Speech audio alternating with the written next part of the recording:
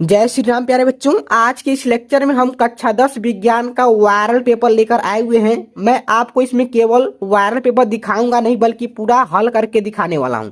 कहने का मतलब 70 में से 70 नंबर आपका क्लियर होने वाला है। इसमें जो केमिस्ट्री है, फिजिक्स है, बायोलॉजी है, पूरा का पूरा क्वेश्चन जो है कैसे आपको लिखना है यहाँ पर मैं आपको शो कराने वाला हूँ। ठीक है, कैसे कैसे क्या गलती आपको पेपर में नहीं करना है, हर एक चीज मैं आपको बताऊंगा। ठीक है, इस क्लास को आप लोग अंत तक जरूर देखिएगा। ठीक है, मुझे उम्मीद है कि आप इस क्लास को अंत तक जरूर देखेंगे। वीडियो को लाइक करना मत करना, लेकिन इस वीडियो को अंत तक जरूर देख लेना, क्योंकि यह वीडियो आपकी जिंदगी बदल देने वाली है। क्योंकि यह बोर्ड एग्जाम में अब की बार इसी में से 50% से ज्यादा क्वेश्चन इसी में से आने वाला है। तो इस क्लास को आप लोग बिल्कुल अंत तक जरूर देखिएगा। लिखने वाले क्वेश्चन पर चलने से पहले सबसे पहले हम लोग खंड अ पे चलते हैं। खंड अ में जो है बहुविकल्पी प्रश्न आते हैं जो 20 अंक के होते हैं, क्योंकि आपको पेपर में 70 नंबर का आएगा। 70 में से 70 नंबर पूरा कवर कराऊंगा। तो उसको कवर करने से पहले सबसे पहले हम 20 नंबर कवर करेंगे, उसके बाद हम 50 नंबर पे चलेंगे। तो क्लास जो है आधा अधूरा देखकर न जाइएगा। ठीक है, क्योंकि अब की बार इसी में से आ जाएगा तो आ जाएगा। यहाँ पे जो पहला क्वेश्चन आप देख रहे हैं इसका आंसर क्या होगा, इसमें 4 ऑप्शन दिख रहे हैं। यदि आप जानते हैं तो कमेंट में बताइएगा, क्योंकि विकल्प वाले जो क्वेश्चन उसको मैं जल्दी जल्दी कवर कराऊंगा, क्योंकि हमें पूरा का पूरा 70 नंबर कवर करना है। ठीक है, इसका जो राइट आंसर होगा, कुछ बच्चे गेस कर रहे हैं कि वक्रता केंद्र होगा। क्या होगा? वक्रता केंद्र पर। तो इसका राइट आंसर क्या लगाएंगे? वक्रता केंद्र पर आप लगा लेंगे, बिल्कुल राइट है। ठीक है, सी नंबर लगाएंगे। ठीक, नेक्स्ट क्वेश्चन देखिए। अगला क्वेश्चन जो है, एक लेंस वस्तु के स्थिति विशेष के लिए आभासी सीधा तथा आवर्धित प्रतिबिंब बनाता है। लेंस होगा मतलब यह कौन सा लेंस होगा? इसमें 4 ऑप्शन आपको दिख रहे हैं, अवतल, उत्तल, समतल, अवतल, उपरोक्त में से कोई नहीं। इसका राइट आंसर हो जाएगा ऑप्शन नंबर बी लगाएंगे, उत्तल। जो है यहाँ पे दिया गया है उत्तल पे आप लगा लेंगे। ठीक है, अगले क्वेश्चन की ओर चलिए। क्वेश्चन जो है पूरा का पूरा मैं कवर कराऊंगा। अगला क्वेश्चन यहाँ पे देखिए, नेत्र लेंस की फोकस दूरी में परिवर्तन किया जाता है, किसके द्वारा परिवर्तन होता है? इसमें ऑप्शन है पुतली द्वारा, दृष्टि पटल द्वारा, परितारिका द्वारा, पक्षमाभि मांसपेशियां द्वारा। इसमें राइट आंसर क्या होगा आप गेस करते रहिए। इसमें जो है नेत्र लेंस की फोकस दूरी में जो परिवर्तन होता है पक्षमाभि मांसपेशियों के द्वारा होता है।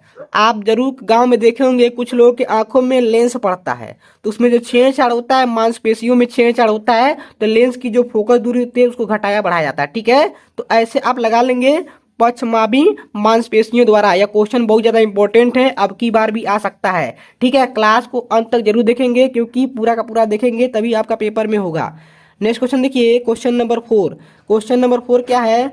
स्वच्छ आकाश के नीले रंग के लिए उत्तरदायी प्रकाश की घटना है। इसका राइट आंसर क्या होगा? इसमें गेस कीजिए। अपवर्तन, प्रकीर्णन, विवर्तन, परावर्तन। इसका राइट आंसर क्या होगा? जैसे आप गांव में देखे होंगे, स्वच्छ आकाश के नीले रंग के लिए मतलब जो आकाश होता है वह नीले रंग का दिखाई देता है। तो यह क्यों दिखाई देता है, किसके कारण दिखाई देता है? यह ऑप्शन नंबर बी लगाएंगे, प्रकाश के प्रकीर्णन। क्या है? प्रकाश के प्रकीर्णन पे लगाएंगे, मतलब प्रकीर्णन जो लिखा है बी पर यहीं पे लगा लेंगे। ठीक है, अगला क्वेश्चन देखिए। किसी विद्युत बल्ब पर 440 वाट 220 वोल्ट अंकित है। बल्ब फिलामेंट का प्रतिरोध क्या होगा? इसका राइट आंसर हो जाएगा 5 का जो है डी लगाएंगे, 110 ओम। ठीक है, इसको कैसे लगाएंगे यदि आप जानते हैं तो कमेंट में बताइएगा। विकल्प वाला जो क्वेश्चन है इसको मैं आंसर नहीं बताऊंगा, डायरेक्ट मैं बता दूंगा, क्योंकि क्लास ज्यादा लंबा नहीं करना है। क्योंकि इस आगे भी 20 नंबर के बाद जो 50 नंबर है उसमें बहुत सारे प्रश्न हैं जो अब की बार आएंगे, उसको मैं हल कराऊंगा। ठीक है, तो चलिए अगले क्वेश्चन की ओर चलते हैं। 6 नंबर। 6 नंबर में आप ऐसे क्वेश्चन आपको पेपर में मिलेंगे। ठीक है, इसमें आप कंफ्यूज मत होइएगा। इसका राइट आंसर क्या होगा? 6 का जो ऑप्शन नंबर आप इसमें ए लगाएंगे। ठीक है, यहाँ पे देखिए, यहाँ पे जो दिया हुआ ना इसको, तो ऐसे क्वेश्चंस आपको पेपर में हो सकता है आ जाए चाहे नहीं आए। इतना खतरनाक क्वेश्चन आपको नहीं मिलेगा। ठीक है, अगला क्वेश्चन देखिए, क्वेश्चन नंबर 7। क्वेश्चन नंबर 7 क्या है? किसी धारावाही परिनालिका को स्वतंत्रता पूर्वक लटकाने पर सदैव स्थिर होगी। इसका राइट आंसर क्या होगा? 7 का क्या होगा? 7 का हो जाएगा सी, उत्तर दक्षिण में। क्या होगा? उत्तर दक्षिण में लगा लेंगे। ठीक है, चलिए अगले क्वेश्चन क्यों चलते हैं। Question number 8। क्वेश्चन नंबर 8 जो है बहुत ज्यादा इंपॉर्टेंट है। यहाँ पर देखिए क्वेश्चन नंबर 8 क्या है, इसमें समझते हैं। क्वेश्चन नंबर 8 जो कह रहा है, इसमें उपभाग 2 है। क्या है? उपभाग 2 है। इसमें क्वेश्चन है, निम्नलिखित में से कौन सी धातु कमरे के ताप पर ठोस अवस्था में नहीं होती है? ठीक है, मतलब वह ठोस अवस्था में नहीं होगी, कौन सा धातु होगा? 8 का हो जाएगा मरकरी। क्या होगा? जो मरकरी होता है वह ठोस अवस्था में नहीं होता है। ठीक है, या द्रव में होता है, ध्यान रखेंगे इस बात का। ऑप्शन नंबर बी लगा लेंगे, वेरी इंपॉर्टेंट क्वेश्चन है।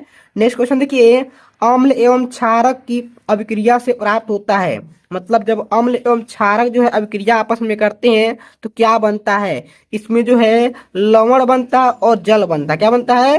लवण और जल बनता है। इसको आप ऑप्शन नंबर डी सही लगा लेंगे, ठीक है। नेक्स्ट क्वेश्चन हमारा है, निम्नलिखित अभिक्रिया CaCO3, यहाँ पे उष्मा लिखा हुआ है, यहाँ पे अभिक्रिया आप देख सकते हैं उदाहरण है, मतलब किस अभिक्रिया का उदाहरण है, ऐसे क्वेश्चंस आपको मिलेंगे। इसका राइट आंसर होगा 10 का, क्या होगा 10 का हो जाएगा सी वाला लगाएंगे, अपघटन अभिक्रिया। क्या है?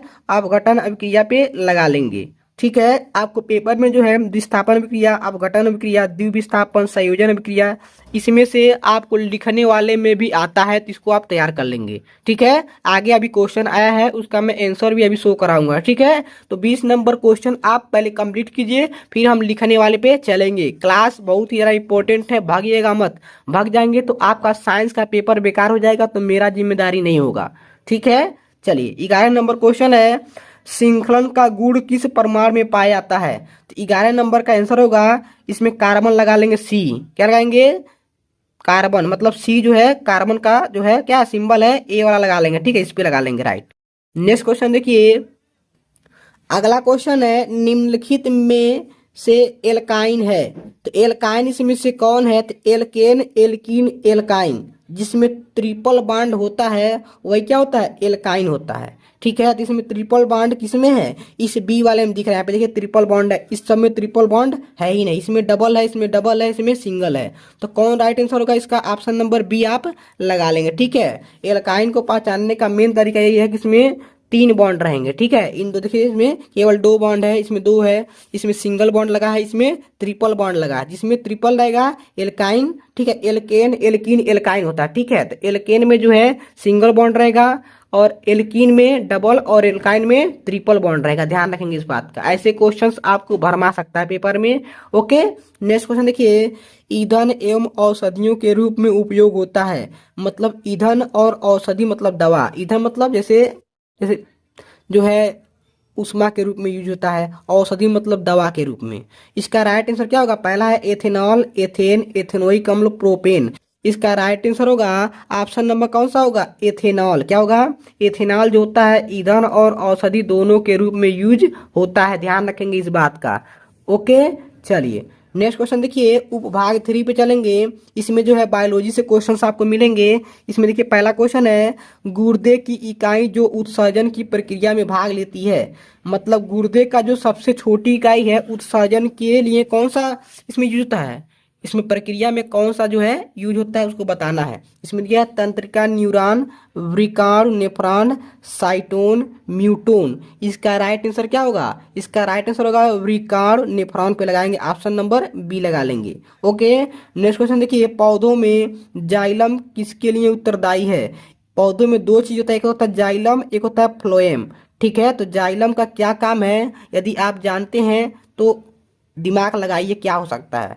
या तो वह जल का वहन होगा या तो भोजन का वहन होगा। जाइलम और फ्लोएम होता है, तो जाइलम का काम है, इसमें जौ लिखा ना, जौ से जल देने वाला, ठीक है। तो पौधा जो होता है, पौधों के जड़ में जाइलम और फ्लोएम होता है। तो जाइलम का काम है जल का वहन करना, मतलब जो धरती होती है, धरती में से जल को खींचने वाला काम कौन करता है? जाइलम करता है। पौधों के जड़ में जाइलम होता है, वह जल को खींचता है, तो पौधे जो है जल पानी ग्रहण करते हैं। और जो फ्लोएम होता है वह भोजन का वहन करता है। तो ध्यान रखेंगे, जौ से जल का वहन करना जाइलम, यह ट्रिक आप समझ जाएंगे, जल का यहाँ कर लेंगे, ठीक है।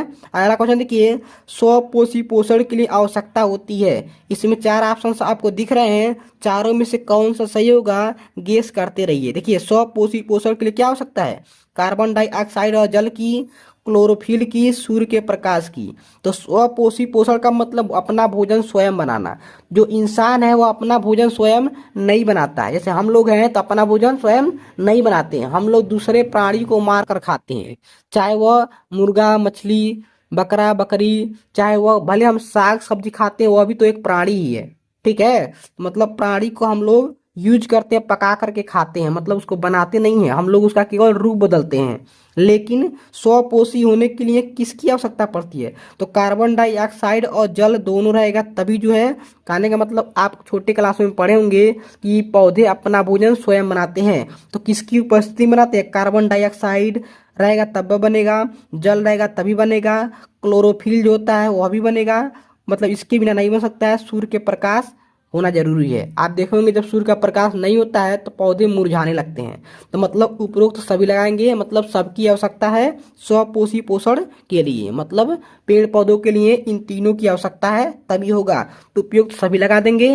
अगला क्वेश्चन देखिए 17 नंबर क्वेश्चन है, ऑक्सीजन की उपस्थिति में पाइरूवेट का ऑक्सीकरण कोशिका के किस भाग में होता है? इसमें 4 ऑप्शंस आपको दिख रहे होंगे। 17 नंबर का आंसर आप ऑप्शन नंबर सी लगाएंगे, माइटोकॉन्ड्रिया। ठीक है, अगला क्वेश्चन देखिए, मेंडल ने अपना प्रयोग किया था, मतलब किस पौधे पे किया था? इसमें देखिए मटर के उत्पादन के लिए ऑप्शन नंबर बी दिख रहा है। ठीक है, इसका राइट आंसर कुछ बच्चे इसी को लगा देंगे, लेकिन यह सही नहीं है। ठीक है, मतलब क्यों किया था यह पूछा जा रहा है, यह नहीं पूछा जा रहा है कि किस पर किया था। मटर पर तो उन्होंने किया था, लेकिन मटर के लिए नहीं किया था, वंशागत गुणों के अध्ययन के लिए, मतलब वंश अगले पीढ़ी से अगले पीढ़ी में कैसा पौधों में होता है, मतलब क्या बदलाव होता है, चेंजिंग, उसको यह प्रैक्टिकल समझने के लिए इन्होंने मटर के पौधे पर किया था, मटर के उत्पादन के लिए नहीं किया था। ठीक है, तो मतलब ऑप्शन नंबर आप ए लगाएंगे, बी नहीं लगाएंगे। अगर क्वेश्चन ऐसे पूछता है कि मेंडल ने अपना प्रयोग करने के लिए किस पौधे का प्रयोग किया था, तो मटर का प्रयोग किया था।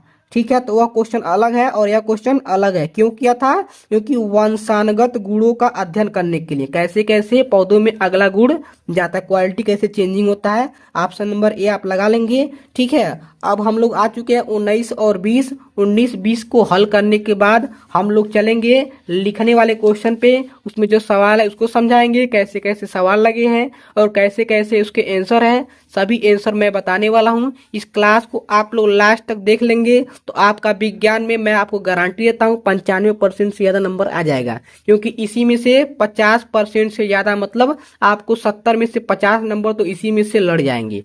ठीक है, इस बात का आप ध्यान रखेंगे। ठीक है, चलिए आगे देखते हैं 19 नंबर। 19 नंबर देखने से पहले, आंसर जानने से पहले, आप लोग यदि चैनल पे पहली बार आए हैं तो चैनल को आप लोग सब्सक्राइब कर दीजिए, क्योंकि इसके अलावा अभी बहुत सारे मॉडल पेपर पढ़ाना बाकी है। हिंदी अंग्रेजी को हमने पढ़ा दिया है, लेकिन अभी एक एक मॉडल पेपर दिया हूँ। ठीक है, तो अगला मॉडल पेपर मैथ पर लाऊंगा। ठीक है, मैथ पर, सामाजिक विज्ञान पे, फिर दोबारा हिंदी और अंग्रेजी पर भी ला दूंगा। तो यदि आप चैनल को सब्सक्राइब किए रहेंगे तो नोटिफिकेशन आपको सबसे पहले मिल जाएगा। तो तैयारी करना है तो चैनल को आप लोग सब्सक्राइब जरूर कर दें। ठीक है, यहाँ पे देखिए क्वेश्चन नंबर 19, इसमें आपको क्वेश्चन दिख रहा होगा, निम्नलिखित में से कौन ओजोन परत क्षरण के लिए जिम्मेदार मुख्य पदार्थ है? मतलब जो ओजोन परत आप समझते होंगे, ओजोन परत क्या होता है, इस पे टिप्पणी लिखने के लिए आपको आगे मिल सकता है।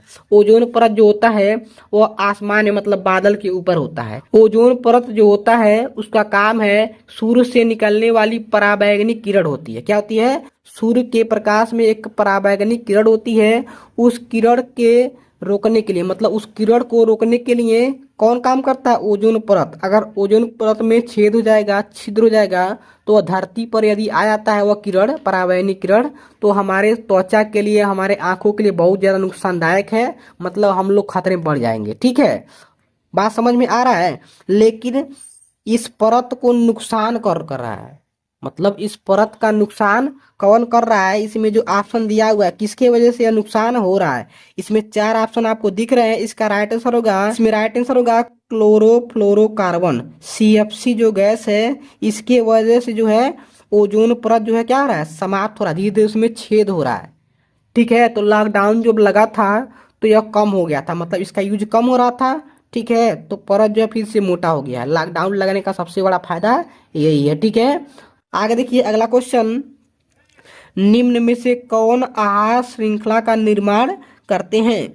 इसमें राइट आंसर होगा घास बकरी मानव, क्या होगा, घास बकरी मानव। इस पे आप राइट आंसर लगा लेंगे। ठीक है, अब चलते हैं हम लोग लिखने वाले क्वेश्चन पे। जो क्वेश्चन सवाल लगाने वाले सवाल को समझेंगे, और जो क्वेश्चन लिखने वाला है पूरा का पूरा आंसर मैं आपको बताने वाला हूँ।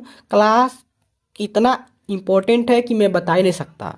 ठीक है, यदि आपको लगता है इम्पोर्टेंट है तो आप लोग अंत तक जरूर देखिएगा। अगर आपको 95% लाना है तो, नहीं लाना है तो आप जा भी सकते हैं, आपकी मर्जी है। ठीक है, और वीडियो को लाइक नहीं किए हैं तो लाइक वगैरह कर दिया कीजिए, क्योंकि क्लास लेने में बहुत ज़्यादा मेहनत लगता है। लाइक करते हैं तो हमें मोटिवेशन मिलता है क्लास लेने में। और कमेंट में जरूर बताइएगा कि अगला जो मॉडल पेपर है किस विषय को समझाया जाए।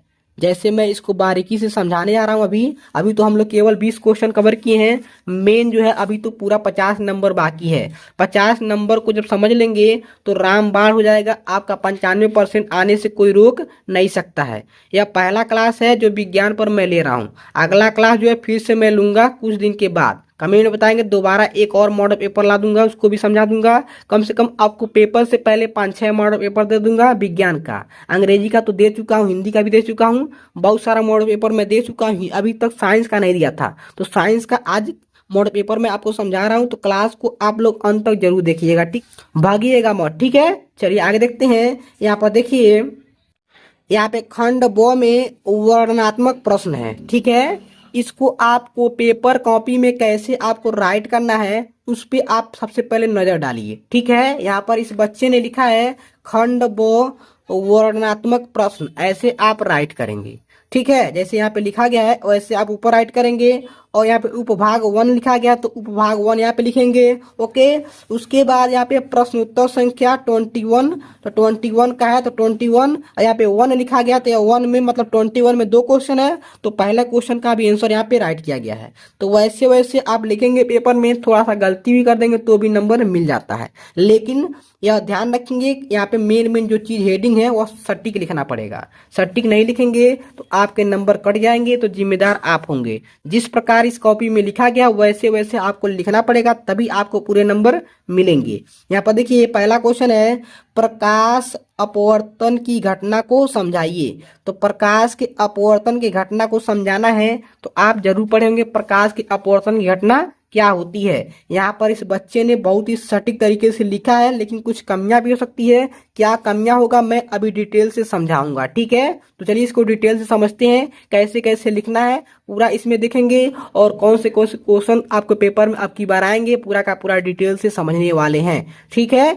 तो चलिए देखते हैं। यहाँ पे क्वेश्चन हमारा क्या है, क्वेश्चन आप समझ चुके होंगे, प्रकाश अपवर्तन की घटना को समझाना है। तो प्रकाश के अपवर्तन की घटना को यहाँ पे हम समझाने जा रहे हैं। यहाँ पे उत्तर देखिए, उत्तर यहाँ पे देख सकते हैं बढ़िया से। उत्तर क्या है यहाँ पर देखिए, आप चाहे तो आप इसका स्क्रीनशॉट भी ले सकते हैं याद करने के लिए।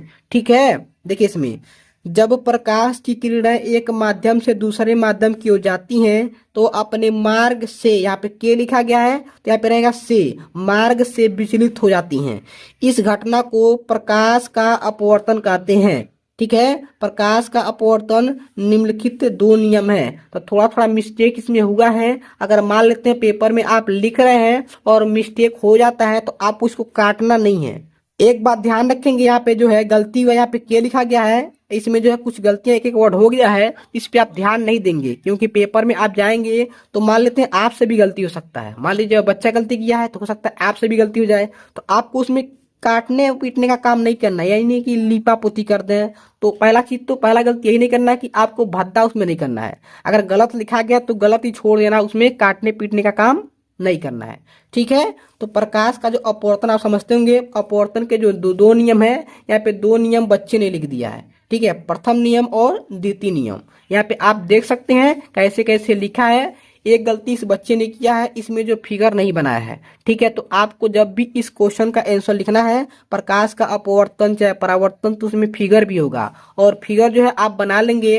यह 4 नंबर का क्वेश्चन था। कितने नंबर का था, यहाँ पर देखिए 4 नंबर का यह क्वेश्चन है, मतलब 2 क्वेश्चन 2-2 नंबर का है। यहाँ पे 1 और 2 है ना, तो 4 नंबर का है, 2-2 नंबर का एक ही क्वेश्चन है। तो फिगर नहीं बनाएंगे तो आपका 1 नंबर कट जाएगा, तो फिगर भी आप बना लेंगे। ठीक है, प्रकाश का जो अपवर्तन है उसमें फिगर होगा तो बनाएंगे, नहीं होगा तो नहीं बनाएंगे। ठीक है, फिगर वैसे कभी कभी होता है, कभी कभी नहीं होता है, इस पे आप ध्यान रखेंगे। ठीक है, चलिए अगला क्वेश्चन देखिए। अगला क्वेश्चन इसमें क्या है, नेक्स्ट क्वेश्चन हमारा है इसी 21 में, क्वेश्चन नंबर 2 है, नेत्र के दीर्घ दृष्टि दोष तथा इसके संशोधन पर संक्षिप्त टिप्पणी लिखिए। कैसे इसको लिखना है आइए समझते हैं। यहाँ पर लिखा गया है, बच्चे ने लिखा है, बहुत ही सटीक तरीके से लिखा है। यहाँ पे आप देख सकते हैं, यहाँ पर देखिए सबसे पहले इसने लिखा है प्रश्नोत्तर संख्या 21 का दूसरा। तो ऐसे भी आप लिखेंगे क्योंकि यहाँ पे दूसरा है ना, 21 का दूसरा है, तो ऐसे आप लिखेंगे। उसके बाद नीचे से उत्तर 2 लिख देंगे। इसमें जो हेडिंग लगाना है आप हेडिंग लगा लेंगे एक प्रश्न के अनुसार, और इसमें जो भी आपको लिखना है तो हेडिंग पर विशेष ध्यान रहे, हेडिंग आपको गलत नहीं करना है, ठीक है। और एक चीज और ध्यान रखेंगे, बहुत सारे बच्चे कहते हैं कि इसमें सलागना नहीं है, इसमें यहाँ पे सलागा गया है, इसमें इधर से सलागा गया, ठीक है। जितना इसमें सलागा गया है उतना आप जरूर सलागेंगे, क्योंकि जब दोनों से सलागा रहेगा तो कॉपी जो है देखने में अच्छा लगता है, ठीक है। क्योंकि देखिए इससे बाहर नहीं गया है और इससे बाहर नहीं गया है, ठीक है। और इतना भी ज्यादा नहीं सलागना है कि एग्जामिनर को मूर्ख बनाने के चक्कर में नहीं रहना है। एग्जामिनर मूर्ख नहीं होते हैं और बहुत ज्यादा पढ़ के आए होते हैं, ठीक है। तो इस बात का ध्यान रखेंगे, ज्यादा नहीं सलागेंगे, कम से कम देखिए इसमें कितना, इसमें गैप है, थोड़ा सा गैप है ना, इसमें इतना गैप छोड़ देंगे और इधर इतना गैप छोड़ देंगे, और बढ़िया से सलागेंगे ताकि देखने में अच्छा लगे। क्योंकि कॉपी में साफ सफाई होना बहुत जरूरी है, साफ सफाई रहेगा तो खुश होकर एग्जामिनर आपको नंबर दे देंगे, ठीक है। और एक चीज और ध्यान रखेंगे कि जो क्वेश्चन आपको पहले आता है यह काम आपको नहीं करना है, आपको सीक्वेंस से करना है। कहने का मतलब, यदि आपको मान लीजिए यहाँ से 21 से शुरू हुआ है, यहाँ पे क्या हुआ 21 से शुरू हुआ है, तो 21 मान लेते हैं आपको नहीं आ रहा है, तो इसका जगह छोड़ करके आप आगे बढ़िए, ठीक है। मेरा अनुभव है कि आप इसका जगह छोड़ लीजिए कितना में अटेगा, फिर आगे बढ़िए। यह नहीं कि आपको 24 आया तो सबसे पहले 24 लिख दें, ऐसे लिखेंगे तो एग्जामिनर को कॉपी चेक करने में दिक्कत होता है, और जब कॉपी चेक करने में दिक्कत होगा तो आपके नंबर जरूर कटेंगे। मेन चीज फोकस यही होना चाहिए कि एग्जामिनर आपके कॉपी को देख करके खुश हो जाए, तभी आपको नंबर देंगे। थोड़ा सा गलती भी रहेगा तो भी नंबर देने में कोई दिक्कत नहीं है, क्योंकि कलम का इस्तेमाल होता है, उसमें कोई खास झंझट नहीं होता है। लेकिन जब आप ऊट पटांग कभी इसको लिखेंगे तो कभी इसको लिखेंगे, कंफर्म नहीं रहता कि कौन से आंसर का कौन है, इधर उधर तीतर उधर कर देंगे तो कॉपी चेक करने में दिक्कत होता है, ठीक है। तो इस बात का आप ध्यान रखेंगे, ठीक है। तो ऐसा गलती आप नहीं करेंगे, लाइन बाय लाइन लिखेंगे, ओके। अब चलते हम लोग यहाँ पे, देखिए इसका जो आंसर है यहाँ पे स्क्रीनशॉट ले लीजिएगा। अब देखते हैं आगे क्या क्या इस बच्चे ने लिखा है। यहाँ पर देखिए अगला क्वेश्चन है 22 को समझते हैं। 22 के बाद हम 23, 24 सबको समझने वाला है, ठीक है। तो भागिएगा मत, क्लास को जो है शेयर जरूर कर दीजिएगा अपने दोस्तों में, ओके। 22 का क्वेश्चन है, उत्तल दर्पण की फोकस दूरी के लिए सूत्र लिखिए, उत्तल दर्पण के कोई 2 उपयोग लिखिए। जो भी क्वेश्चन मैं इसमें लिया हूं अब की बार बोर्ड एग्जाम में इसी में से आ जाएगा, ठीक है। तो 70 में से 50 नंबर इसी में से आ जाएगा, तो आपका तो बल्ले बल्ले 95% से ज्यादा नंबर आपको साइंस में मिल ही जाएगा, ठीक है। तो इसमें देखिए 22 का आंसर यहाँ पे राइट किया गया, ठीक है। 22 का आंसर आप देख सकते हैं, बढ़िया से आप लोग स्क्रीनशॉट ले लीजिएगा, ठीक है। क्लास दूसरा देखने की जरूरत नहीं है, बस इसी क्लास को आप लोग अंत तक देख लीजिए। एक ही मॉडल पेपर बढ़िया से हल कर देंगे, याद कर लेंगे तो आपका बेस्ट आप लक हो जाएगा, ठीक है। चलिए अगले क्वेश्चन की ओर चलते हैं। अगला क्वेश्चन देखिए, इसमें अगला क्वेश्चन में सवाल है, क्या है, सवाल है। सवाल को यहाँ पे लगाया गया है, ठीक है। सवाल को समझते हैं। यहाँ पर देखिए सवाल कैसे लगाया गया है उसको समझ लीजिए, ठीक है। सवाल यदि आप लगाना नहीं जानते हैं तो मैं अगले क्लास में आपको 10 से 15 सवाल ला दूंगा फिजिक्स का, जिसमें से आपको लड़ जाएगा। यहाँ पे लगाया गया है, बढ़िया से आप क्वेश्चन को पढ़ करके, इसमें क्वेश्चन दिया हुआ है, क्वेश्चन को पढ़ लेंगे और इसका स्क्रीनशॉट ले लेंगे और बढ़िया से प्रयास करेंगे लगाने का, ठीक है। मैं इसको लगा लगा के समझाऊंगा नहीं, क्योंकि लगा लगा के समझाऊंगा तो क्लास बहुत ज्यादा लंबा हो जाएगा, तो आपके लिए प्रॉब्लम हो सकता है, ठीक है। तो यहाँ पर आप स्क्रीनशॉट मोटी मोटा ले लीजिए। आगे बढ़ते हैं अगले क्वेश्चन की ओर, ठीक है। यहाँ पर देखिए क्वेश्चन नंबर 23 का पहला समझते हैं। यहाँ पर देखिए अगला क्वेश्चन 23 का पहला, यहाँ पर देखिए 23 का पहला यहाँ पे है। पहले क्वेश्चन समझते हैं, फिर हम आंसर की ओर आगे बढ़ेंगे। यहाँ पर देखिए, किसी चुंबकीय क्षेत्र में धारावाही चालक पर लगने वाला बल किन किन कारकों पर निर्भर करता है। यह क्वेश्चन जो बहुत ज्यादा इंपॉर्टेंट है, कई बार यह रिपीट हुआ है, ठीक है। तो यहाँ पर देखिए इसका राइट आंसर आप यहाँ पे देख सकते हैं। यहाँ पे ऐसे आप लिख देंगे चुंबकीय बल के कारक, यहाँ पे कारक, यहाँ पे 2 कारक लिखा गया है, इसको आप बढ़िया से राइट कर लेंगे। यह क्वेश्चन अब की बार आएगा तो आएगा, इसको आप मेरे कहने से तैयार कर लेंगे। नहीं तैयार करेंगे तो पेपर के बाद रोने के सिवाय कुछ नहीं बचेगा, ठीक है।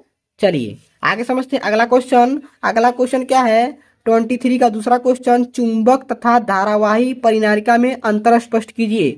इसमें आपको क्या लिखना है, 4 नंबर का, ठीक है, ध्यान रखेंगे 4 नंबर का है। इसको कैसे लिखेंगे, यहाँ पर देखिए, इसको आप स्क्रीनशॉट ले लीजिएगा। जिस प्रकार इस बच्चे ने लिखा है इस प्रकार यदि आप पेपर में लिख देते हैं तो 95% लाने से ब्रह्मा जी नहीं रोक पाएंगे, ठीक है। मेरे बस की बात छोड़िए, एग्जामिनर की बात छोड़ दीजिए, ब्रह्मा जी आ जाएंगे कॉपी चेक करने तो भी उनको मजबूरी में नंबर देना पड़ेगा, ठीक है। तो ऐसे आप लिखेंगे। अगर आपका राइटिंग इससे भी बढ़िया है तो आपको 97-98% लाने से कोई भी नहीं रोक सकता है, ठीक है। तो आप तैयारी जबरदस्त कीजिए। चलिए अगले क्वेश्चन की ओर चलते हैं। अगला क्वेश्चन देखिए, इसमें 24 में जो है इसमें बहुत ज्यादा भरमाया है। भरमाने का मतलब क्वेश्चन देखिए, इसमें क्वेश्चन में भरमना नहीं है, क्वेश्चन का मेन मोटो समझना क्या कह रहा है। देखिए इसमें धारावाही चालक से संबंध चुंबकीय क्षेत्र की दिशा ज्ञात करने के लिए दक्षिण हस्त अंगूठा नियम लिखिए। मेन चीज यही है कि दक्षिण मतलब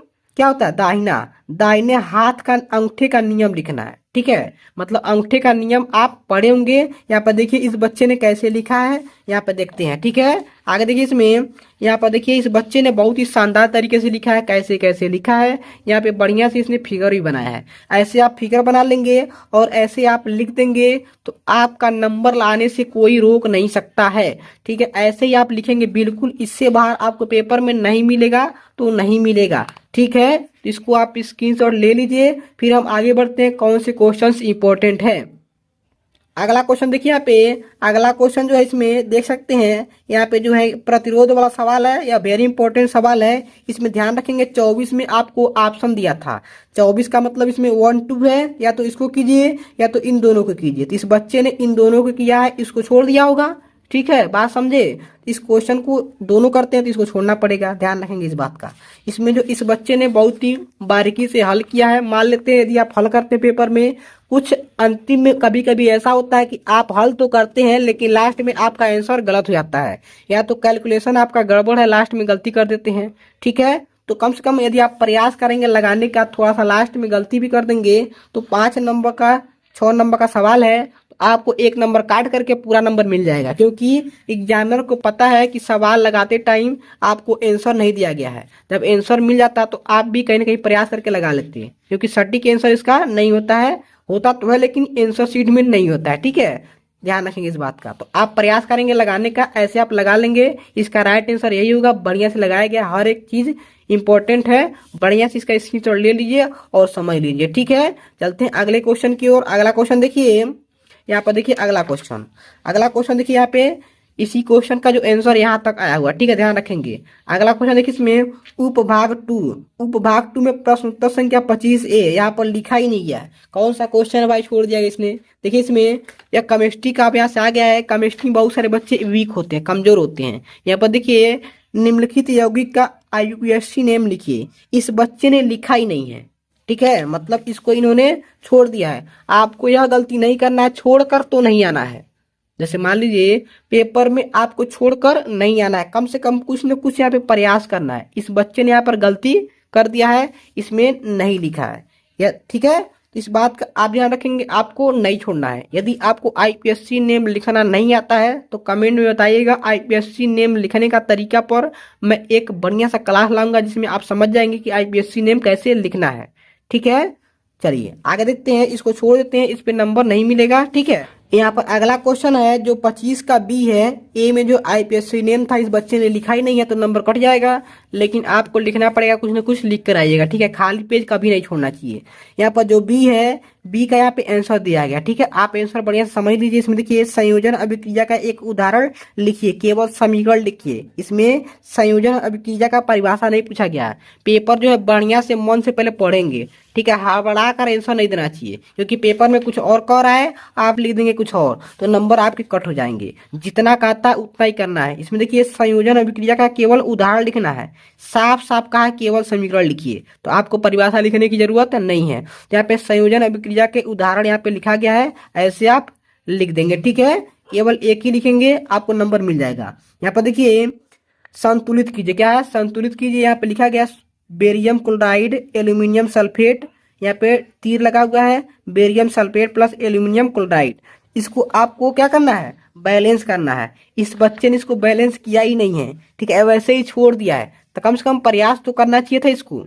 ये गलती है तो इसमें नंबर नहीं मिलेगा, कट जाएगा। इसमें इसने किया, भले या गलत हो, मान लेते हैं गलत हो, वैसे तो गलत था नहीं है या सही है, लेकिन इसको इसको करना चाहिए था, नहीं किया तो इसका गलती है, ठीक है। इस पे हमने ऑलरेडी क्लास ले लिया है, जिसमें बैलेंस करने वाला जो क्वेश्चन है मैंने ऑलरेडी क्लास ले लिया है। उन वीडियोस का लिंक जो है मैं डिस्क्रिप्शन में दे दूंगा, या चैनल का जो प्लेलिस्ट होता है आप वहां जाएंगे तो आपको वीडियोज मिल जाएंगे, ठीक है।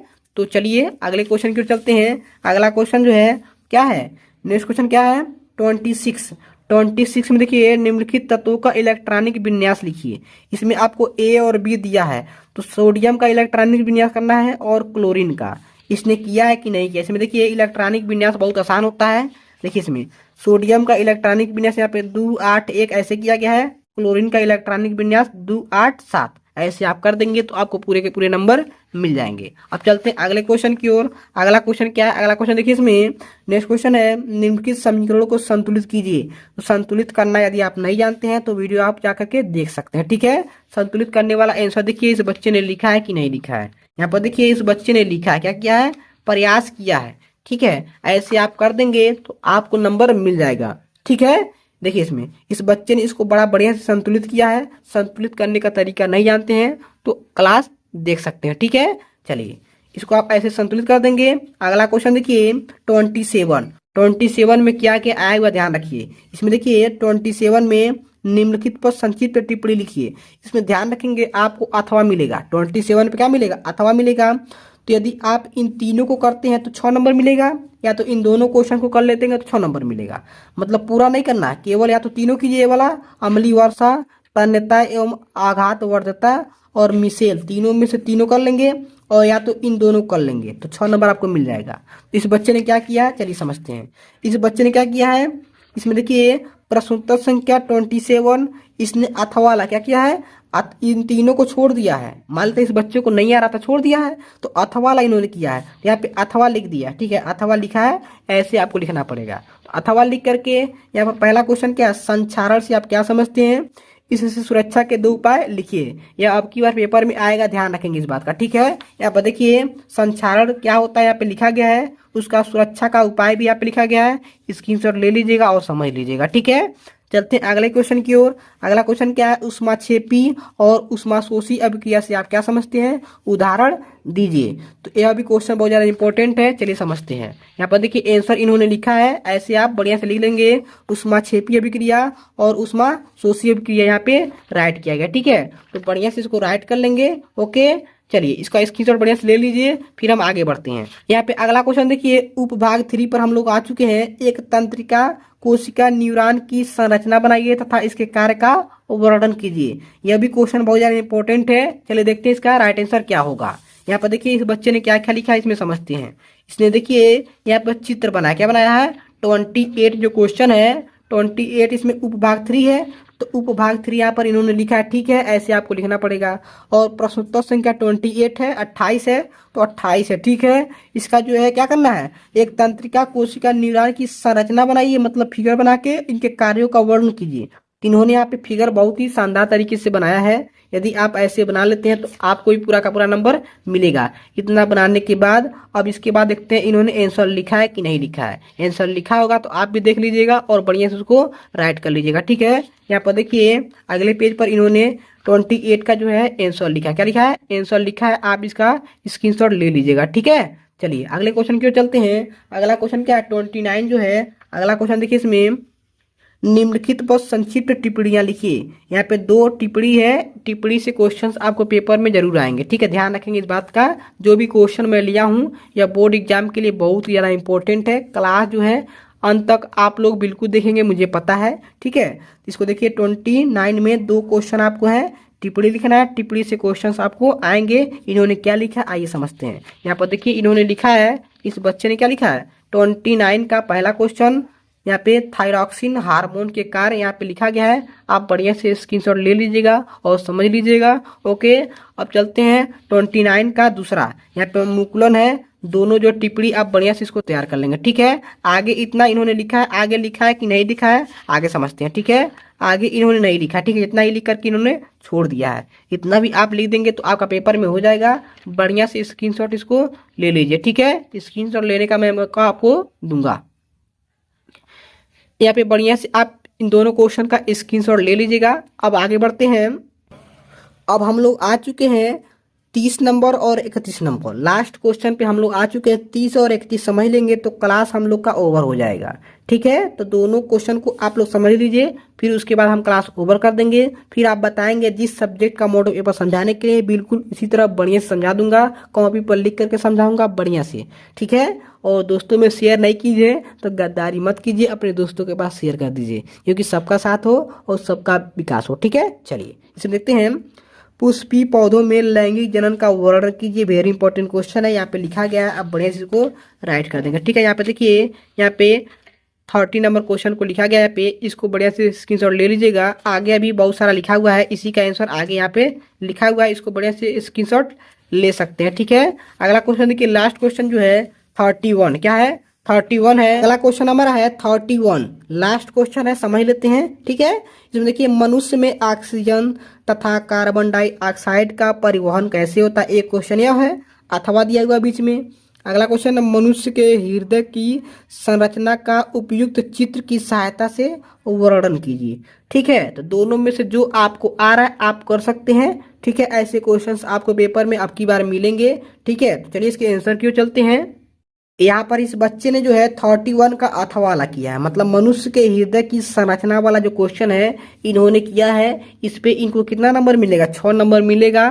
ठीक है, यहाँ पर देखिए, इन्होंने जैसे लिखा है वैसे आप लिख देते हैं तो आपको भी 6 नंबर मिल जाएगा। ठीक है, यहाँ पर देखिए, प्रश्नोत्तर संख्या 31, यहाँ पे अथवा इन्होंने लिखा है, यहाँ पे उत्तर लिखा है, यहाँ पे जो भी हेडिंग है, हेडिंग इन्होंने बहुत ही सरल तरीके से लगाया है। यहाँ पे इसको लिखने के बाद ये लॉन्ग आंसर है तो आपको कम से कम 2 पेज में लिखना पड़ेगा। ठीक है, ऐसे आप लिख देंगे। उसके बाद लिखने के बाद आप इसमें फिगर बना दें, क्या बनाएंगे, फिगर आप ऐसे बना देंगे तो आपको पूरे के पूरे नंबर मिल जाएंगे। ठीक है प्यारे बच्चों, इस प्रकार यह क्लास यहीं पे समाप्त होता है। आपके मन में जो भी डाउट है बेहिचक बताइएगा, मैं आपको हर एक डाउट क्लियर कराऊंगा। अगला जो है किस मॉडल पेपर को समझाया जाए आप कमेंट में जरूर सलाह दीजिएगा। फिर मिलते हैं अगले क्लास में, तब तक अपना तैयारी कीजिए, स्वस्थ रहिए, मस्त रहिए प्यारे बच्चों।